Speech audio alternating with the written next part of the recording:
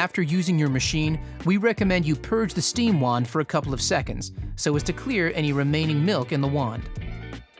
With the steam wand positioned down over the drip tray, turn the steam dial to the steam icon for a couple of seconds to allow the machine to create steam before turning it back to the vertical position.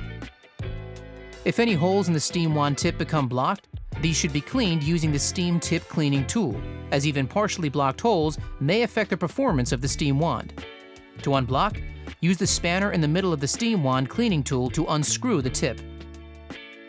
Soak the tip in hot water before using the cleaning tool to unblock. Then, replace the tip back onto the steam wand. Finally, turn the steam dial to the steam position to purge the steam wand after cleaning.